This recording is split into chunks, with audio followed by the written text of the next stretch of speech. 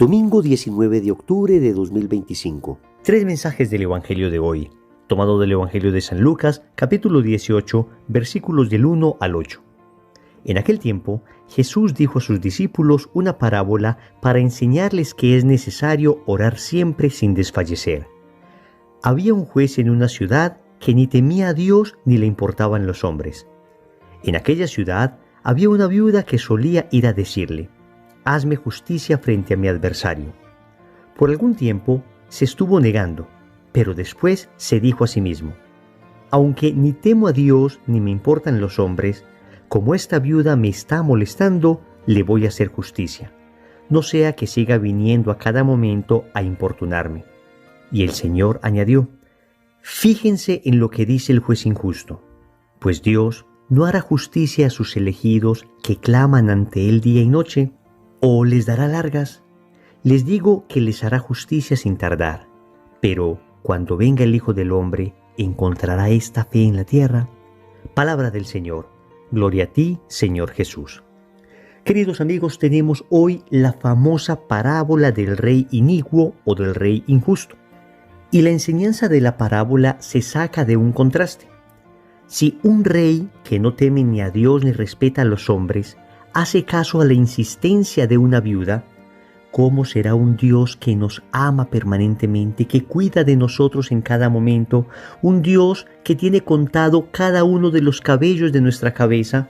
¿Cómo será la atención de ese Dios bueno por cada uno de sus hijos? Vamos entonces a meditar tres mensajes de este Evangelio. Primero, no te canses de orar. Segundo, confíate a la justicia de Dios. Tercero, ánimo, no pierdas la fe. Vamos con el primer punto. No te canses de orar.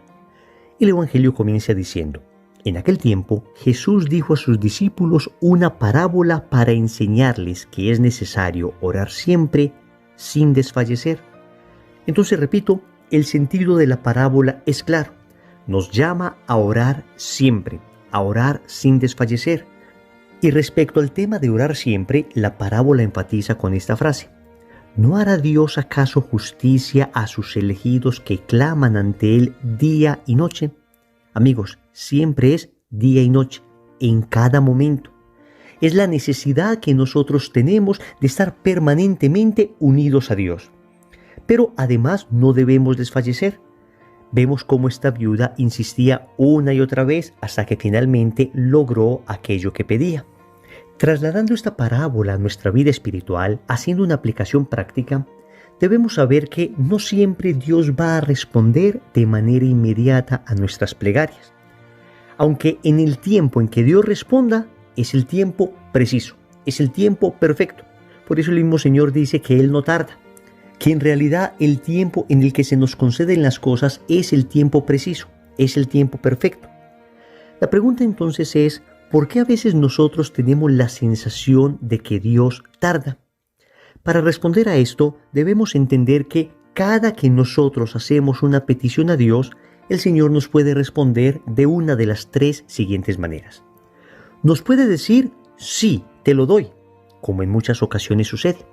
Todos somos testigos de que hay cosas que le hemos pedido a Dios y Él ha respondido de manera inmediata. Hemos tenido eso de una manera realmente sorprendente. San Luis de Montfort dice que cuando se pide al Señor por medio de la intercesión de la Virgen María, hay de alguna forma una mayor velocidad en la respuesta de Dios. Y la razón es lógica. El Señor no le va a negar nada a aquella que no le negó nada a Él. Nuestra Madre nunca le negó nada a Dios, entonces nuestro Señor nunca le niega nada a nuestra Madre, siempre y cuando aquello que pidamos esté dentro del marco de la voluntad de Dios. Entonces la primera respuesta que recibimos en muchas ocasiones es: sí, te doy esto que me pides. Hay una segunda respuesta que tal vez se ajusta más a esto que dice la parábola. Dios puede decirte: sí, pero todavía no. Si en la primera respuesta te dice sí y te lo da inmediatamente, en la segunda respuesta te dice sí, pero te pone a esperar un poco, en el tiempo de Dios. ¿Por qué? La verdad es que cuando nosotros oramos, cuando pedimos algo, el Señor está buscando en el fondo un sentido más profundo de esa plegaria. El Señor no quiere solamente darte aquello que estás pidiendo si te conviene. sino que de esa oración el Señor lo que quiere hacer es producir virtudes en tu alma, entre ellas la virtud de la paciencia. Recordemos ese adagio popular que dice: lo que nada nos cuesta, hagámoslo fiesta. Entonces, cuando uno insiste en una plegaria y el Señor no nos concede de manera inmediata aquello que pedimos, pues vamos creciendo en la virtud de la paciencia y vamos aprendiendo a valorar más las cosas que recibimos. El Señor nos mueve también a crecer en la virtud de la fe, porque, repito, la insistencia, la persistencia, la consistencia en la oración, cuando se pide algo que, por supuesto, está sometido a la voluntad de Dios, esto hace que la fe crezca. Esto pone a prueba la fe de la persona y cuando finalmente esto se recibe, entonces la fe incrementa. Se experimenta la sensación de que valió la pena esperar, valió la pena resistir, valió la pena aguantar, porque Dios finalmente me concedió lo que necesitaba mi alma. Entonces descubrimos una realidad espiritual, y es que más allá de aquello que estamos pidiendo, Dios quiere que estemos orando permanentemente y en ocasiones no nos da las cosas de manera inmediata porque mientras oramos estamos unidos a Él. ¿De qué nos serviría recibir inmediatamente algo que le estamos pidiendo a Dios si una vez lo recibimos nos alejamos de Él? Si sucede que una vez recibimos esto que estamos pidiendo, dejamos de orarle hasta que tengamos una nueva necesidad. No, amigos, lo importante de la oración, más allá de lo que se pide, es ese vínculo, esa unión que nos genera con nuestro Dios. Y por eso en ocasiones Dios nos hace esperar. Se nos da en el tiempo que Él quiere. Repito, siempre y cuando aquello que estemos pidiendo esté sometido a la voluntad de Dios. Y aquí iría una tercera respuesta. Ya dijimos que Dios te puede responder sí y te lo da inmediatamente. O te puede responder sí, pero todavía no. Y nos prueba en la virtud de la paciencia. Pero también Dios nos puede decir no. No te voy a dar eso, porque tengo algo mejor para ti. Siempre que Dios te dice un no, acompaña ese no con esta frase: tengo algo mejor para ti. Y es que en ocasiones pedimos lo que no nos conviene. Pedimos lo que queremos, pero no lo que nos conviene. Pedimos lo que sentimos que necesitamos, pero solo Dios sabe en realidad qué necesitamos. Por eso en cada oración debemos terminar con esta frase: si es tu santa voluntad. Si es tu santa voluntad. Porque repito, hay cosas que por lógica humana nos parece deberíamos tener, o nos parece sin lugar a dudas que nos conviene, pero solo Dios sabe si en realidad es así. Y nos hemos dado cuenta de esto. En ocasiones, cuando pasa el tiempo y pedimos algo a Dios que no nos concedió, nos damos cuenta con claridad que si Dios nos hubiese concedido eso, tal vez nos hubiéramos alejado de Él, tal vez hubiéramos terminado perdidos, tal vez hubiéramos arruinado nuestra familia, nuestra salud, en fin. Dios te puede decir no. No es una respuesta también que Dios nos puede dar. Pero siempre, repito, dice: tengo algo mejor para ti. Y siempre el Señor nos concede algo mejor. Porque aunque no nos conceda lo que queremos, siempre nos concederá lo que necesitamos. Segundo, confíate a la justicia de Dios. Cuando la viuda va una y otra vez donde el juez, lo que le dice es esto: hazme justicia frente a mi adversario. Y el juez, después de tanta insistencia, piensa para sí: aunque ni temo a Dios ni me importan los hombres, como esta viuda me está molestando, le voy a hacer justicia. Amigos, el tema de la justicia divina es un tema que debemos reflexionar. Ciertamente vivimos en una sociedad muy injusta, a todo nivel. Recordemos que Santo Tomás de Aquino definía la virtud de la justicia como aquella virtud que inclina el alma a dar a cada cual lo que se merece. Óyeme bien, es la virtud que inclina al alma a dar a cada cual lo que se merece. Entonces, el primer acto de justicia que nosotros deberíamos tener es justicia respecto a nuestra relación con Dios. Lo primero que nosotros debemos hacer es darle a Dios lo que se merece, es decir, tributarle nuestra vida, un culto de adoración, un culto de entrega. El primer acto de verdadera justicia es una profunda conversión de cada uno de nosotros hacia la voluntad de Dios. Precisamente porque no vivimos de cara a Dios, porque no nos hemos convertido suficientemente, es que se han derivado todas las demás injusticias que vemos en la sociedad. Esas injusticias sociales en las que vemos a los ricos cada día más ricos y los pobres cada día más pobres. En la que vemos a un grupo de políticos que desafortunadamente se roban los recursos de un pueblo hambriento, un pueblo que crece en la ignorancia. Esto genera estallidos sociales. Esto, por supuesto, es aprovechado por algunos políticos para azuzar el odio, para levantar todavía mayores muros de división en los pueblos, para generar intrigas, luchas de clases. Queridos amigos, todo es producto precisamente de la primera gran injusticia. No estamos volcados a la voluntad de Dios, porque el Señor nos dice en el Evangelio cómo debemos vivir, y si viviéramos como Él nos enseña, estén seguros. Amigos, estén completamente seguros que la injusticia social no existiría, porque el Señor enseña a no hacer trampa. El Señor enseña a no ser corrupto, el Señor enseña a ser generoso, el Señor enseña a ver al otro como mi hermano, el Señor enseña que cada lo que hicimos con uno de esos pequeños suyos, con Él lo hicimos. ¿Ven? El corazón de la verdadera justicia social se encuentra en una auténtica conversión, en el seguimiento de la voluntad de Dios, y no en llenarnos de odios, de luchas de clases, no en llenarnos de rabias, de rencores. Claro que hay que luchar por la justicia social con todos los medios legítimos que tengamos.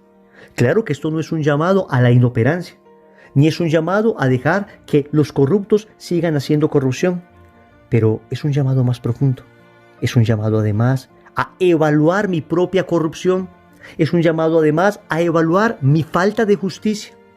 Es muy fácil mirar hacia afuera, es muy fácil señalar en los demás el problema de la sociedad, pero qué difícil es reconocerlo primero en mí.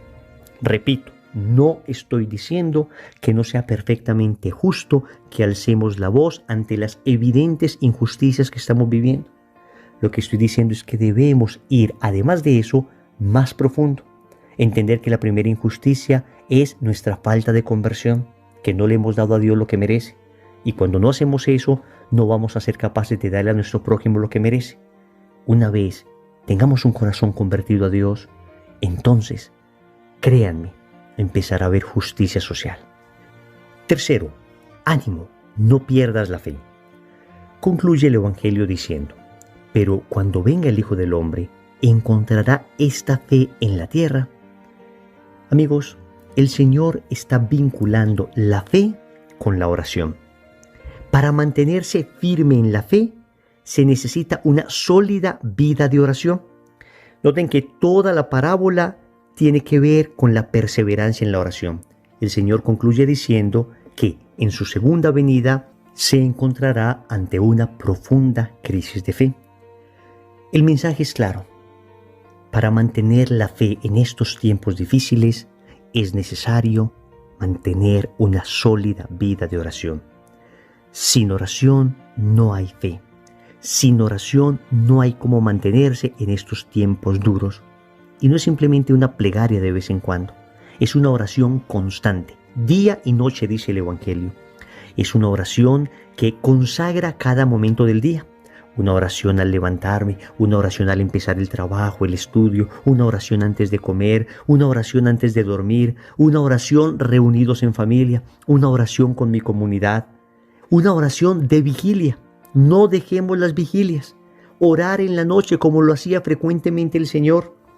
Y luego es también importante mantenerse en comunidad.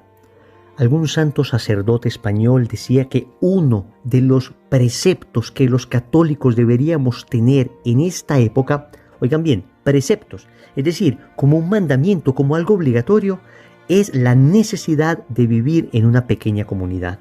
La necesidad de estar con hermanos que me sostengan en la fe. Hay que decirlo con claridad. Un católico solo es un católico en peligro.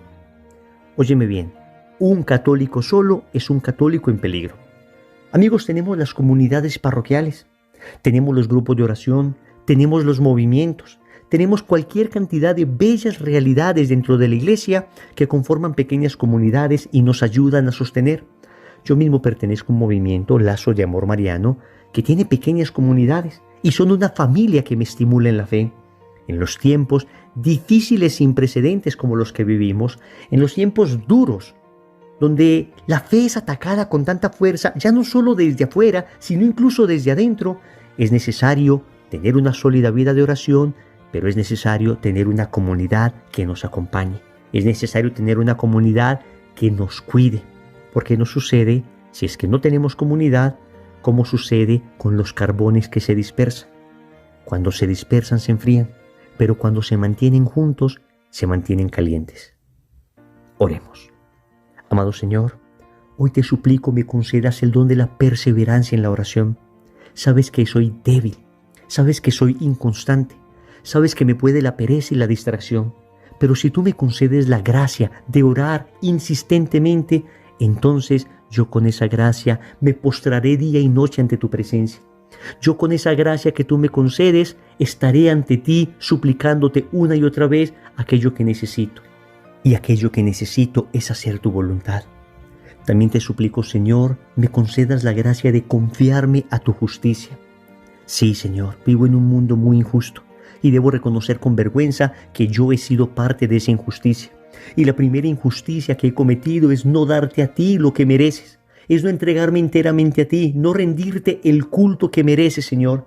Y a partir de esta injusticia se han derivado las demás injusticias en mi vida. Ayúdame, Señor, a darte lo que mereces y luego a dar a cada hermano lo que también merece. Finalmente, te quiero suplicar que no me permitas perder la fe, que me ayudes a sostenerme, que me ayudes a ser firme en estos tiempos difíciles. Señor, vienen tentaciones, una y otra, de afuera y de adentro, pero solo en ti encuentro la fuerza que necesito para mantenerme firme hasta el día en que me llames ante tu presencia. Señor, dame lo que me pides y pídeme lo que quieras. Amén. Recordemos entonces, primero, no te canses de orar.